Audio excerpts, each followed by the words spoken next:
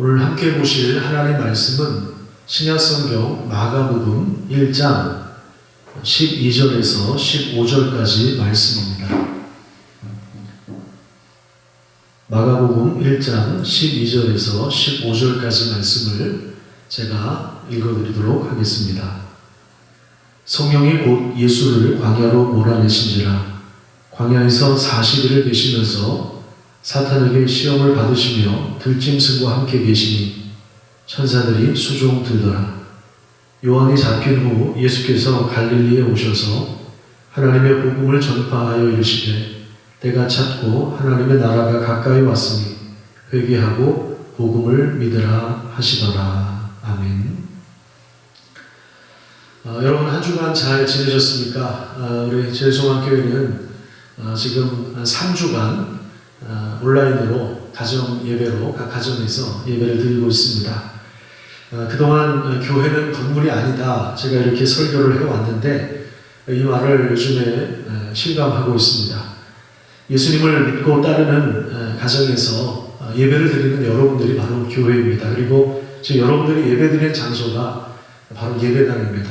우리는 예배를 중단한 것이 아니라 예배 드리는 장소를 바꿨을 뿐입니다. 여전히 가정에서도 우리가 예배 드릴 때 하나님께서 우리 예배를 기뻐 받으십니다. 그건 그렇고 여러분들이 너무 보고 싶습니다. 함께 모여서 예배 드릴 날을 위하여 이 날이 좀 속히 올 수 있도록 여러분 우리가 간절하게 하나님 앞에 기도했으면 좋겠습니다. 여러분 우리 교회 성도 중에도 확진자가 나왔습니다. 그래서 굉장히 걱정이 됐는데 물어보니까 살이 확진자다 이렇게 이야기를 하셨습니다. 여러분 혹시 살이 확진 분들이 계신지 모르겠어요. 집에 많이 계신 분들은 운동도 열심히 하시고 적당히 드셨으면 좋겠습니다.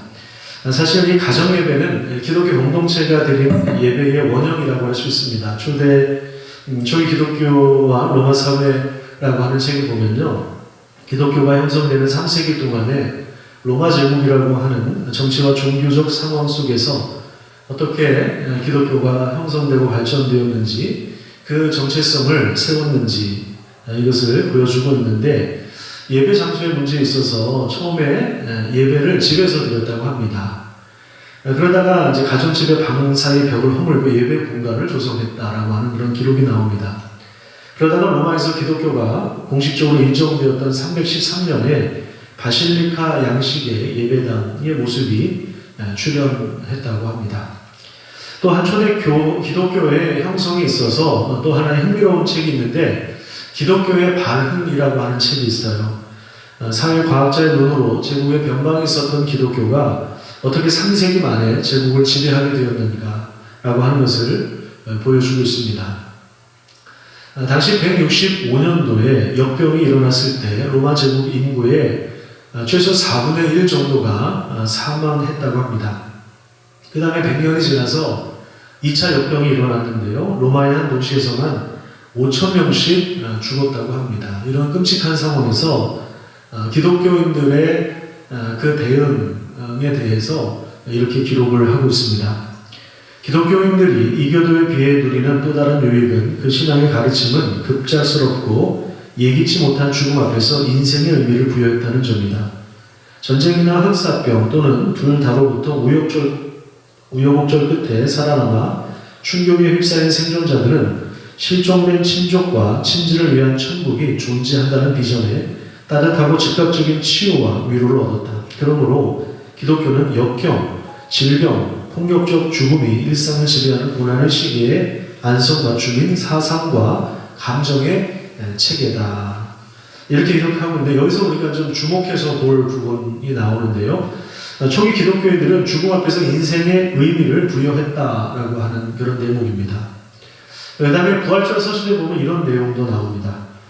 우리 기독교인 형제들은 대부분 무한한 사랑과 충성심을 보여주었으며 한시도 몸을 사리지 않고 상대방을 배려하는 데 온 힘을 쏟았습니다. 그들은 위험을 무릅쓰고 아픈 자를 도맡아 그리스도 안에서 모든 필요를 공급하고 섬겼습니다. 그리고 병자들과 함께 평안과 기쁨 속에 생을 마감했습니다. 그들은 환자로부터 병이 옮자 그 아픔을 자신에게로 끌어와 기꺼이 고통을 감내했습니다. 많은 이들이 다른 이를 간호하고 치유하다가 병을 자신에게로 옮겨와 대신 죽음을 맞았습니다. 이런 기록이 나옵니다. 여러분, 기독교인이라고 해서 왜 두려움이 없었겠습니까? 그들은 감정을 느끼지 못하는 로봇가 아니었습니다. 그들도 아마 이 전염병에 대한 또 죽음에 대한 공포와 두려움을 가지고 있었을 것입니다. 그럼에도 불구하고 그들은 시체를 버리고 도망가지 않고 남아서 할 일을 한 것입니다. 시체 때문에 쥐들이 나타나서 다른 병을 계속 옮기는 것을 막기 위해서 시체를 치워준 사람도 있었고요. 아픈 사람에게 끝까지 스프를 떠먹여주는 사람도 있었고 또 필요한 물품을 공급해주는 그런 사람들도 있었습니다. 그런데 그렇게 살아갈 수 있었던 이유가 뭔가? 저는 그것을 오늘 본문을 통해서 여러분들과 함께 나누려고 합니다. 오늘 본문 14절과 15절을 다시 한번 읽어보도록 하겠습니다. 요한이 잡힌 후 예수께서 갈릴리에 오셔서 하나님의 복음을 전파하여 이르시되 때가 찼고 하나님의 나라가 가까이 왔으니 회개하고 복음을 믿으라 하시니라. 여기 예수님이 전한 메시지의 핵심이 나옵니다. 그래서 바로 하나님 나라입니다. 때가 찼다. 이제 드디어 하나님 나라가 왔다. 가까이 왔다. 그러니 회개하고 복음을 믿으라 이렇게 말씀하십니다. 그래서 하나님 나라는 하나님의 통치를 말하는 것이죠. 귀신들의 역사가 가득하고 전염병이 일어나고 각종 질병에 시달리고 또 문제가 많은 이 세상에 하나님 나라가 임했다고 예수님이 그렇게 선포하셨습니다. 이 하나님 나라는 예수님의 첫 설교이면서 앞으로 진행되는 예수님의 모든 가르침의 주제이기도 합니다. 특별히 여러분들이 오늘 예배 마치고 오늘 중으로 마가복음을 1장부터 다시 한번 좀 읽어보십시오. 1장부터 3장, 아니 1장부터 한 5장까지 쭉 읽어보시기 바랍니다. 예수님은 하나님 나라라고 하는 이 주제를 가지고 계속 가르치십니다. 제자들에게도 가르쳐 주시고요. 집에 들어가서 모인 사람들에게도 가르쳐 주시고요. 길 위에서 군중들에게도 가르쳐 주십니다. 자신에게 시비를 거는 이 종교 지도자들과 논쟁을 많이 하는 또 장면이 나오는데 거기에서도 계속해서 이 하나님 나라 복음을 전수하고 있다는 것을 우리가 보게 됩니다. 예수님의 사역의 핵심이 바로 하나님 나라 선포이고 하나님 나라 복음을 가르치고 전수하는 것입니다. 이 일을 위해서 제자들을 또한 예수님 부르셨어요. 그 다음에 이제 복음서를 읽어보면 특징적인 내용들이 나오는데 예수님이 능력을 행하십니다. 예를 들면 귀신을 쫓아내세요. 귀신이 예수님이 나타나면 그 앞에서 벌벌 떱니다. 뭐 이렇게 협상을 하거나 동등한 위치에서 대화를 하는 것이 아니라 완전히 영혼이 털린 사람처럼 두려움에 벌벌 떨고 있습니다. 아니 하나님의 아들이 우리를 멸하러 오셨습니까? 뭐 이런 식의 반응을 보이는 것입니다. 빛이 오면 어둠이 견디지 못하고 사라지는 것처럼 귀신의 역사를 제압하고 예수님은 그들을 몰아내셨습니다. 또한 예수님은 질병을 고치십니다. 열병도 고치시고요. 한센병 환자도 고치시고요. 또 중풍병자도 고치시고 손 마른 자도 고치십니다. 그래서 많은 사람들이 예수님의 만져주심을 바라고 몰려듭니다. 마스크 사러 이렇게 되게 줄을 서서 기다리는 사람처럼 갈급함을 가지고 예수님의 만져주심을 바라고 예수님 앞으로 나아가는 것입니다. 이런 능력은 하나님 나라가 이 땅에 임했기 때문에 가능한 것입니다. 예수님은 하나님 나라를 가져오셨습니다. 죄를 사하는 권세를 드러내셨습니다. 마가복음은 하나님 나라가 임했고 이 하나님 나라가 계속 전진하고 있다고 하는 것을 역동적으로 보여주고 있습니다. 자, 그렇다면 조금 더 구체적으로 하나님 나라가 임했고 그 나라가 전진하고 있다면 결국 이것은 무엇을 염두에 두는 것인가 라고 하는 것을 확인해 보도록 하겠습니다. 본문 12절과 13절입니다. 성령이 곧 예수를 광야로 몰아내신지라 광야에서 40일을 계시면서 사탄에게 시험을 받으시며 들짐승과 함께 계시니 천사들의 수종 들더라. 세례 받으신 이후에 예수님은 광야에 가서 시험을 받으십니다. 광야는 혼돈과 두려움의 장소이죠. 또한 이스라엘 백성들에게 광야는 실패의 장소입니다. 그들은 출애굽한 이후에 40년 동안 광야에서 방황합니다. 불순종합니다. 끊임없이 하나님을 시험했습니다. 하지만 예수님은 광야에서 승리하셨어요. 마태복음에 보면 광야에서 예수님이 시험 받으시는 장면을 비교적 구체적으로 설명하는데요. 마가복음에서는 이런 구체적인 내용을 빼고 예수님이 승리하셨다라고 하는 내용들을 아주 컴팩트하게 보여주고 있습니다.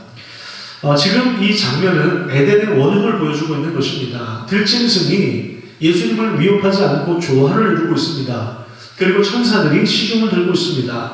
사탄은 하나님의 계획을 물리치기 위해서 예수님을 실험하고 방해 공작을 하고 있지만 그리고 아담은 전에 에덴에서 사단의 시험을 통해서 넘어졌지만 그런데 예수님은 승리하셨다라고 하는 것을 보여주고 있는 것입니다. 이스라엘 백성들은 40년 동안 광야에서 불신앙을 드러내며 방황했지만 예수님은 하나님의 말씀으로 사탄의 모략을 물리치신 것입니다. 사탄은 끊임없이 사람들을 시험에 빠지게 하고 불신앙에 가두어둡니다. 하지만 또 하나님을 원망하고 불평하고 부추깁니다. 하지만 우리를 위해서 우리를 구원하시기 위해서 오신 메시아는 이 모든 시험을 통과하셨고 승리를 얻으셨습니다. 예수님이 얻으신 승리, 예수님이 선포하신 이 하나님 나라는 결국 하나님이 창조하신 이 에덴의 영광을 회복할 것을 우리에게 미리 보여주고 있는 것입니다. 요단강에서 세례를 받으시고 그리고 광야에서 시험을 이겨내시고 모든 이제 준비를 마치시고 그다음에 이제 드디어 이제 왕이신 예수님이 갈릴리로 들어오신 것입니다. 가나안 땅이죠. 갈릴리로 들어오셔서 드디어 하나님 나라가 임했다라고 하는 사실을 선언하십니다. 마귀가 지배하고 있는 곳, 어둠과 죄악의 바이러스가 창궐한 곳에 죽음과 슬픔이 가득한 이 땅에 하나님의 통치가 시작되었다는 사실을 예수님이 알려주십니다. 자, 그런데 지금 이 마가복음에 기록된 이 예수 그리스도의 그 말씀이 제자들을 통해서 또 그 제자들을 통해서 계속해서 전파됐겠죠.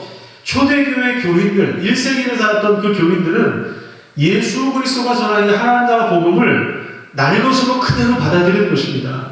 예수님이 말씀하신 대로 그들은 회개하고 하나님 나라 복음을 받아들였어요. 그들이 전염병이 창궐하고 많은 이들이 죽어가는 고통과 끔찍한 충격 속에서 환자들을 돌보고 물품을 전달하고 사랑을 나누며 자신들의 삶을 나눌 수 있었던 비결은 예수 그리스도를 통해서 전해진 하나님 나라 복음을 그대로 받아들이고 그것을 믿었기 때문입니다. 그들은 예수를 따르는 척했던 사람들이 아니라 실제로 예수를 따랐던 사람들입니다. 예수님이 고난을 당하신 것처럼 인생 가운데 오는 고난을 회피하지 않고 자신들이 받은 사랑을 전해준 것입니다. 자, 그렇다면 정말 우리도 예수님을 믿고 있다면 예수님이 전하는 이 하나님 나라 이 복음을 받아들여야 되겠죠. 우리가 정말 이걸 받아들이고 있다면 여러분 우리는 어떻게 살아야 되겠습니까? 첫째로 우리는 공교회 의식을 회복해야 합니다. 신천지를 통해서 보는 것처럼 신앙의 개인화, 사유화는 굉장히 위험한 상황을 초래합니다. 우리가 예배할 때 고백하는 신앙 고백, 사도신경 말미에 보면 이런 내용이 나오죠. 나는 성령을 믿으며 그리고 거룩한 공교회를 믿습니다. 이런 내용이 나오지 않습니까? 공교회를 믿는다. 공교회. 교회는 공교회입니다. 사적인 누구 개인의 소유가 될 수 있는 것이 아니에요. 교회는 공교회입니다. 그동안 많은 교회들이 개교회주의, 이기적인 행보를 거듭해 왔습니다. 신앙을 열심과 열정으로 포장을 해서 규모를 늘리기 위한 수단으로 헌금과 주일 성수와 전도와 교회당 건축을 도구화시켜버렸던 것입니다. 그래서 하나님이 다스리는 왕국, 하나님 나라가 아닌 목사의 왕국, 자기들끼리의 건설하는 왕국이 되지 않았나 우리는 다시 한번 돌아봐야 하는 것입니다. 그 결과 교회가 어떻게 됩니까? 사회 속에서 지금 점점 개토화되고 있지 않습니까? 믿음이라고 하는 것이 개인의 사사로운 공간 안에 머물러 있는 경우가 많습니다. 그러다 보니까 지금 청년들과 젊은 사람들이 교회를 떠나고 사회적인 영향력은 점점 잃어버리고 교회도 이 신뢰가 바닥이 되고 신천지와 다를 것이 없는 이기적인 집단이 아니냐 이렇게 매도되고 있는 그런 현상들이 지금 벌어지고 있는 것입니다. 이게 왜 그러냐면 믿음을 사유화했기 때문에 그래요. 믿음이 지닌 공공의 차원을 무시했기 때문에 그렇습니다. 이 사회와 우리가 살고 있는 나라와 세상은 하나님의 영광을 드러내야 할 삶의 무대가 되는 것인데, 이 신앙을 사유화했을 때 참된 공동체성을 잃어버린 것이죠. 아브라함 카이퍼라고 하는 신학자가 있어요. 이분이 쓴 일반 은총이라고 하는 책에 보면 이런 내용이 나옵니다. 제 아무리 우리 자신을 교회 안에 가두어 놓더라도 우리는 세상의 한가운데 살아야 할 필요성으로부터 도망칠 수 없다. 우리는 코로나가 확산되는 상황에서 전염될까봐 두려워서 지금 모이지 못하는 게 아닙니다. 우리는 사회적인 책임을 함께 감당하는 공교회의 역할을 충실하게 감당하기 위해서 장소를 바꿔서 지금 가정 예배를 드리고 있는 것입니다. 예배를 중단한 것이 아니라 예배 장소를 바꾼 것이죠. 두 번째, 우리는 하나님의 사랑을 나누어야 됩니다. 우리가 정말 공교회라는 사실을 믿고 있다면 우리는 하나님의 사랑을 우리보다 연약한 사람들에게 나누어야 됩니다. 이런 국가적인 위기와 재난 상황에서 우리는 우리보다 어려운 이웃을 당연히 도와야 됩니다. 몇 주 전에 한 노숙인이 이런 이야기를 했다고 합니다. 코로나 때문에 밥을 제공해줬던 곳에서 이런 사역들이 많이 취소가 되었다고 하는 거예요. 지난 주일 아침에 제일 먼저 오신 분이 있어요. 이분이 나이가 66세인데 나라에서 이제 노인연금을 받아서 그걸로 이제 사시는 분이에요. 수원역에서 노숙하시면서 사시는 분인데 그런 이야기 하시더라고요. 노인연금 30만 원을 가지고 이제 한 달을 사는데 하루에 2끼씩 사 먹는다라는 거예요. 4,000원, 5,000원 하는 이걸 사 먹으면 그냥 먹는 걸로 한 달이 그냥 다 채워진다라고 하는 것이죠. 그러니까 근근히 살아가는 겁니다. 그분이 그런 얘기를 하더라고요. 코로나가 6개월 이상 진행되면 우리 같은 사람들은 거의 다 굶어 죽을 수밖에 없다. 이런 이야기를 하더라고요. 이런 상황에서 우리 교회가 끊임없이 한 끼분의 식사를 미약하지만 한 끼분의 식사를 대접할 수 있어서 참 감사했어요. 재난과 위기를 정치적으로 이용하거나 한몫 챙기려고 하는 사람들 때문에 사실은 고통이 더 가중되기도 합니다. 하지만 자원에서 대구와 경북 지역을 찾아서 환자를 돌보고 간호하고 또 치료하는 일을 돌보면서 우리는 감동을 받습니다. 또 필요한 간식과 식사를 제공하고 응원의 메시지를 보내는 일을 보면서 우리는 조그마한 희망을 봅니다. 장사가 잘 안 되는 자영업자들을 위해서 월세를 내리거나 또 한 달 동안 아예 월세를 받지 않은 착한 건물주들을 보면서 우리는 희망을 봅니다. 최근 몇몇 대형교회에서 부족한 병상을 확보하기 위해서 그 교회가 가진 수양관 시설을 환자들을 위해서 내놓았는데 저는 정말 잘한 일이라고 생각합니다. 정말 단비 같은 소식이었어요. 기독교가 계속해서 욕을 먹고 있는 이 시대에 정말 저는 좋은 결정을 했다고 생각을 합니다. 우리 교회도 이런 위기의 때에 물론 우리도 어려운 사람들이 많이 있지만 우리보다 더 힘든 사람이 누가 있는지를 좀 우리 주변을 살피고 그들에게 하나님의 사랑이 흘러갈 수 있도록 헌금도 하고 또 봉사도 하고 또 섬기는 그런 삶을 살아야 합니다. 특별히 혼자 사시는 분들, 이렇게 또 이렇게 소외되어 있는 어르신들 있잖아요. 삶이 외로운 분들이 있어요. 그분들을 위해서 우리가 할 수 있는 일이 무엇인가를 찾고 또 그 일을 우리가 개인적으로 아니면 가정에서 자녀들과 함께 아니면 구역식구들과 함께 또 감당할 수 있어야 합니다. 제가 제일 걱정되는 것이 이렇게 인터넷으로 가정에서 예배를 드리는 가정은 괜찮지만 우리 어르신들이 과연 이렇게 온라인으로 예배를 드릴 수 있을까 이런 부분들이 여전히 좀 이렇게 걱정이 되고 우려가 됩니다. 여러분 우리 어르신들에게 전화 좀 많이 해주십시오. 전화 좀 많이 해주셔서 위로해 주시고 격려해 주셨으면 좋겠습니다. 세 번째로 우리는 진실한 공동체를 세워가야 합니다.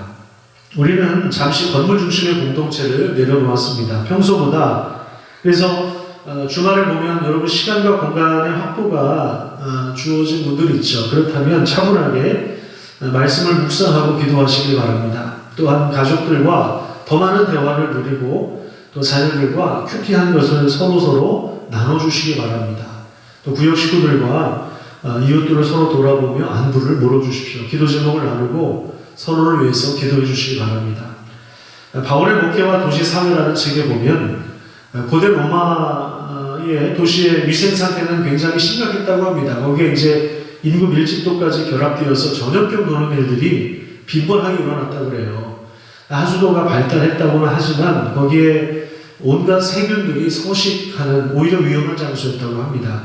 이런 상황에서 초대 교회의 독특성은 위생적으로 일단 청결하고 또 성적으로 순결하고 그리고 상호 돌봄의 공동체계를 갖추었다, 이렇게 평가를 내리고 있습니다. 우리를 위해서 죽으시고 부활하신 그리스도가 영원히 승리하시고 이 땅에 하나님 나라 그리고 하나님 다스리시는 하나님의 왕국이 임했다라고 하는 사실을 우리가 믿고 또 건강한 시민으로 진실한 공동체를 세워가고 있었기 때문에 전염병이나 위기가 닥쳤을 때 그리스도인들의 삶은 더욱 빛이 날 수가 있었던 것입니다. 예수 그리스도가 전해 주신 복음은 바로 하나님 나라 복음입니다. 하나님 나라는 지금도 전진하고 있습니다. 어둠에서 빛으로 사탄의 권세에서 하나님의 능력으로 불러내신 하나님의 영광을 위해서 우리가 교회라고 하는 사실을 인식하고 하나님의 사랑을 함께 나누고 또 진실한 공동체를 세워가는 귀한 은혜가 우리 각 가정에 함께하기를 간절히 축복합니다. 기도하겠습니다. 하나님 감사합니다. 오늘도 우리를 불러주신 하나님, 각 가정에서 함께 예배를 드립니다. 예수님께서 오셔서 선포했던 그 주제가 바로 하나님 나라 복음이었음을 우리가 읽었습니다.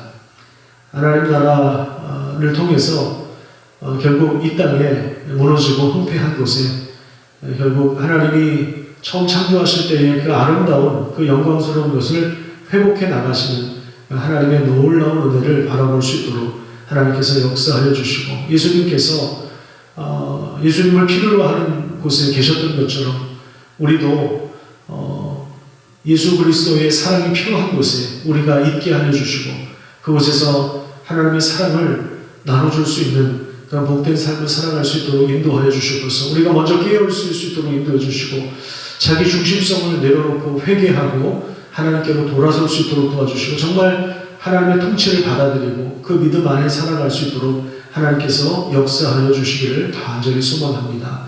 하나님, 예배드리는 우리 모든 가족들 한 사람 한 사람 붙잡아 주셔서 믿음 안에 거할 수 있도록 하나님께서 인도하여 주시고 이 어려운 시기를 믿음으로 잘 견딜 수 있도록 하나님께서 역사하여 주시옵소서. 우리도 어려운 상황이지만 더 어려운 사람들을 위해서 기도하고 또 우리가 그들을 위해서 후원하고 또 우리가 섬기고 또 진실하게 사랑을 나눠줄 수 있는 그런 여유 있고 넉넉한 마음을 허락하여 주시옵소서. 하나님, 질병으로 고통당하고 있는 우리 민족 가운데 하나님 함께하여 주셔서 치유와 회복의 역사가 일어나게 하여 주시고 치료약들도 개발될 수 있도록 하나님께서 인도하여 주시고 하나님, 이 일들을 감당하는 자들에게 지혜와 능력을 허락해 주셔서 하나님의 힘으로 잘 감당할 수 있도록 하나님 날마다 붙잡아 주시고 속히 이 사태가 해결되고 하나님 우리 일상의 삶을 회복할 수 있도록 하나님께서 역사하여 주시옵소서. 지금 이 상황 가운데서 우리에게 주신